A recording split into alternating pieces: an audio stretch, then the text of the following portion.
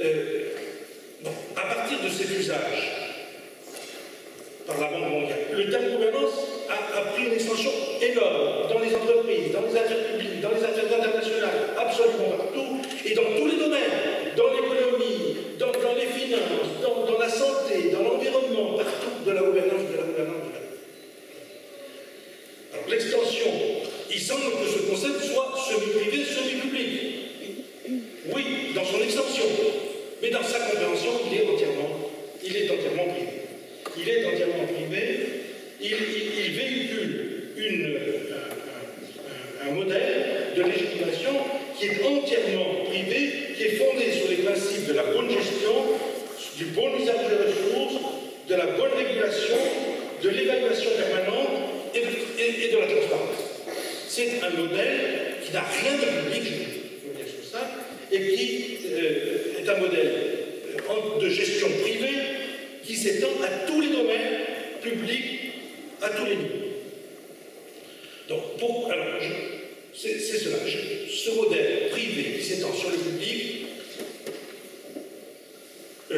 il trouve son appui, son fondement dans les crises de la démocratie. Alors, je vais aller très vite, je vais simplement indiquer, d'autant qu'un certain nombre de choses, j'ai dit un certain nombre de choses déjà hier en ouverture du colloque. Premièrement, il y a la question de la mondialisation. Ce point est très important. Je ne suis pas un anti-mondialisation fanatique, pas du tout, mais je dis que la mondialisation posée est l'un des facteurs fondamentaux qui fragilise les démocraties, pour la raison que je disais hier, que la démocratie s'est fondée historiquement dans l'État-nation et que la mondialisation n'a rien à faire de l'État-nation. Les forces qui définissent les puissances financières, les puissances économiques, ne sont pas à la merci des États, elles ne dépendent pas d'eux. Mais, en revanche, et là je voudrais insister, il y a un point fondamental, c'est qu'il n'y a pas simplement les États d'un côté, les puissances qui viennent des États. Il y a aussi un autre phénomène. C'est l'intériorisation par les États eux-mêmes de leur soumission. La modernité a commencé avec le concept de l'État. Et le concept de l'État était associé au concept de souveraineté. C'est sûr, à partir de Baudin, à la fin du XVIe siècle. Au milieu de la modernité, par exemple avec Rousseau, la souveraineté est devenue la souveraineté du peuple. Et on a fondé l'idée démocratique sur la souveraineté du peuple. Si on s'interroge sur la fin de la modernité, sur aujourd'hui, qu'est-ce qu'il a dit? On est au moment non plus de la souveraineté, mais de la servilité des États. Nous sommes à l'époque de la servilité des États. Et d'où vient cette servilité des États? Elle vient de ce que les États ont subjectivement intériorisé leur soumission au marché, leur soumission aux procédures économiques, leur soumission aux procédures financières. Ce à quoi on assiste tous les jours, à savoir les agences de notation dont on sait qu'elles sont perverses, qu'elles n'ont d'autre but que de produire du profit. La manière dont les agences de notation sont capables de détruire un État, de le mettre en faillite, et la manière dont les États réagissent comme ça, faiblement, mais même quand elles luttent, mais elles luttent en intériorisant l'idée que les agences de notation fournissent des critères objectifs. Et il y a une intériorisation par l'État de sa propre soumission. Et sa propre soumission, pourquoi? Parce qu'il se conçoit lui-même comme une entreprise. Et les États se conçoivent dans leur rapport mutuel toutes les entreprises, les unes par rapport aux autres. Je ne vais pas faire commenter les déplacements de Sarkozy. Vous voyez si c'est un chef d'entreprise ou si c'est un chef d'État. Posez-vous la question. Les États se conçoivent, et il est évident que si les États sont des entreprises, eh bien ils sont eux-mêmes sur la loi du marché, et ils sont soumis à la loi du marché, et à la loi financière du marché. Donc ça c'est le premier point. Deuxième point, je vais très vite, je ne vais pas insister, malheureusement c'est un peu plus important, c'est l'extension du capitalisme hors de son champ naturel. Le champ du capitalisme naturel, c'est quoi? C'est la production, oui, c'est le champ de la production, c'est la marchandise. Or, il y a eu une extension du marché, une extension du capitalisme, une extension du règne de la marchandise dans tous les domaines. Dans le domaine de la culture, dans tous les domaines. C'est-à-dire que le capitalisme s'est aperçu qu'il pouvait faire des profits dans tous les domaines, pas seulement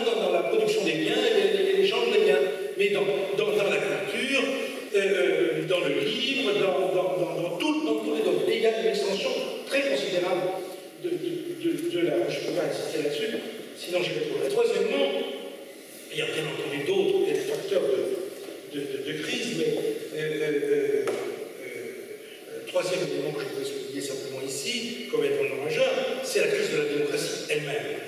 Donc vous l'avez montré, il a parfaitement raison, que la démocratie comporte en elle-même des facteurs qui la détruisent de l'intérieur, qui la transforment elle-même qui peuvent la transformer elle-même en un régime de servitude. Et on peut dire que le fonctionnement réel de la démocratie, par exemple, excusez-moi de le dire comme ça sans développer, la formation d'une caste de pouvoir. Une caste de pouvoir qui est toujours la même, qui reste avec le changement de gouvernement, qui reste. Et ce qu'on appelle des formes d'oligarchie, mais il faudrait voir comment ça fonctionne.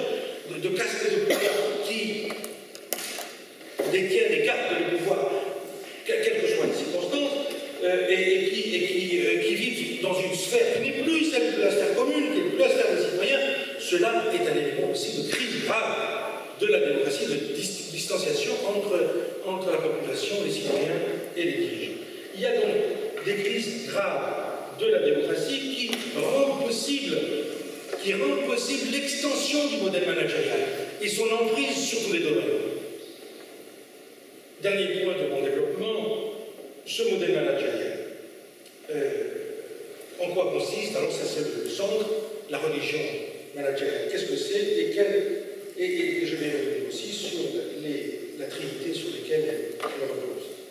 Le modèle managérial est un modèle privé, donc, qui s'étend à tous les modèles, à toute la sphère publique, et qui en même temps la détruit. Ce qu'on appelle, je le disais hier, la RGPP, actuellement, en application en France, n'est rien d'autre que l'application du modèle managérial à toutes les sphères.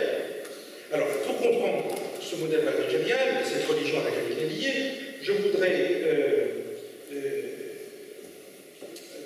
analyser 3 points. Je vais enlever le premier d'ailleurs, parce que je vais analyser 2 points. Premièrement,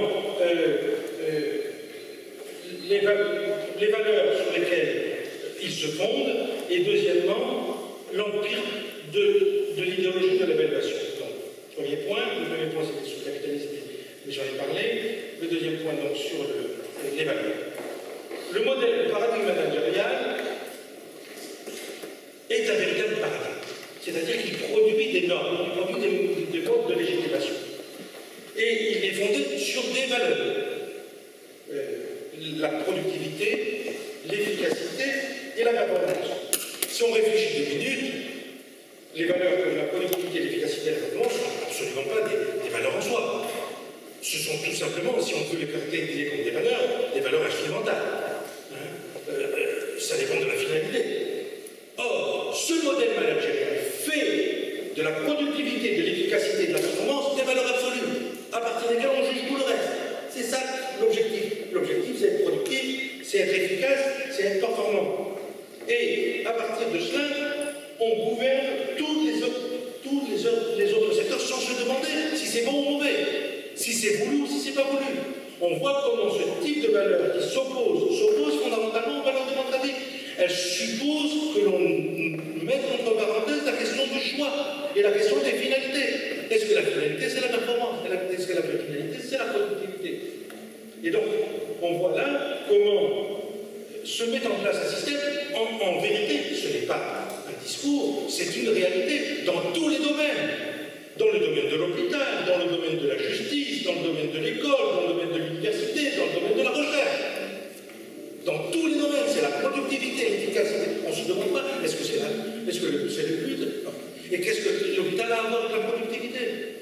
Fermons les asiles, fermons les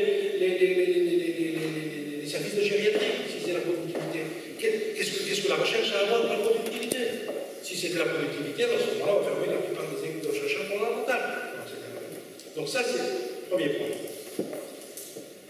Donc, deuxième point.